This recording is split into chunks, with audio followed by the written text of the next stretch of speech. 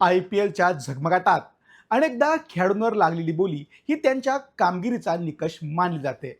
मात्र 2026च्या हंगामात हे सिद्ध झाले की बँक बॅलन्स कितीही मोठा असला तरी मैदानात धावांची गॅरंटी देता येत नाही. यावर्षी अनेक फ्रँचायझींनी पाण्यासारखा पैसा खर्च केला, पण बदल्यात त्यांच्या पदरी फक्त निराशाच पडली. अनेक मोठी नावं या यादीत आहेत ज्यांच्याकडनं खूप अपेक्षा होत्या. कोट्यवधी रुपये मानधन घेऊनही संघाची नौका बुडवणाऱ्या अशाच 5 महागड्या खेळाडूंचा हा आढावा. या यादीत पहिलं नाव आहे ऋषभ पंत. IPL इतिहासातील सर्वात महागडा खेळाडू हा शिक्काच ऋषभ पंतसाठी यंदा ओझे ठरला आहे. लखनौने त्याच्यावर 27 कोटी रुपयांचा ऐतिहासिक डाव लावला होता, पण कर्णधार आणि यष्टिरक्षक म्हणून तो सपशेल अपयशी ठरला. पंतने 11 सामन्यात केवळ 251 धावा केल्या आणि संपूर्ण हंगामात त्याच्या बॅटमधनं फक्त एक अर्धशतक आलं. 27.89 ची सरासरी आणि 138चा स्ट्राईक रेट त्याच्या आक्रमक प्रतिमेला साजेसा नाहीये. त्याच्या खराब फॉर्मचा फटका लखनौला बसलाय आणि हा संघ प्लेऑफच्या शर्यतीतनं बाहेर देखील पडलाय. या यादीत दुसरं नाव आहे कॅमेरून ग्रीनचं.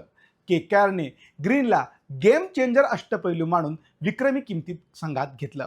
त्याची आकडेवारी पाहताना सामान्य वाटू शकते, पण 25 कोटींहून अधिक पैसे मोजलेल्या खेळाडूकडनं ज्या मॅच विनिंग इम्पॅक्टची अपेक्षा होती ती कुठेच दिसली नाही.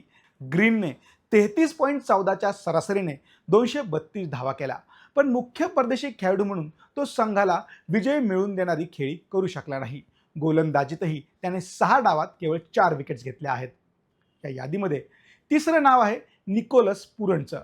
पुरणच्या पॉवर हिटिंगवर विश्वास ठेवत लखनौने त्याला 21 कोटी रुपयांच्या मोठ्या रकमेत रिटेन केले. मात्र या हंगामात त्याची बॅट पूर्णपणे शांत दिसली. मुंबई इंडियन्स विरुद्धची 21 चेंडूतील 63 धावांची खेळी सोडली तर संपूर्ण स्पर्धेत त्याची कामगिरी अतिशय साधारण राहिली.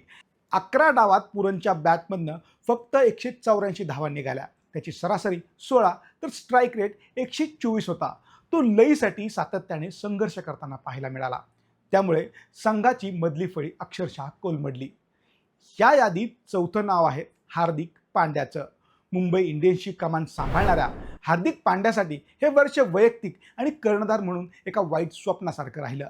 अष्टपैलू खेळाडू म्हणून तो ना बॅटने योगदान देऊ शकला ना चेंडूने प्रभाव पाडू शकला. 8 सामन्यात त्याच्या बॅटमधनं केवळ 146 धावा निघाल्या आणि गोलंदाजीत तो केवळ 4 विकेट्स घेऊ शकला. सर्वात चिंतेची बाब म्हणजे त्याची महागडी गोलंदाजी. त्याने प्रति ओव्हर 10 पेक्षा जास्त धावा दिल्या. एक कर्णधार आणि फिनिशर म्हणून तो संघाला प्रेरित करण्यात अपयशी ठरला. त्याचा फटका मुंबईला बसला. या यादीत 5वं नाव आहे सूर्यकुमार यादवचं. T20 फॉर्मॅटचा सर्वात भरवशाचा फलंदाज मानला जाणारा मिस्टर 360 सूर्यकुमार यादव या हंगामात पूर्णपणे फ्लॉप ठरला.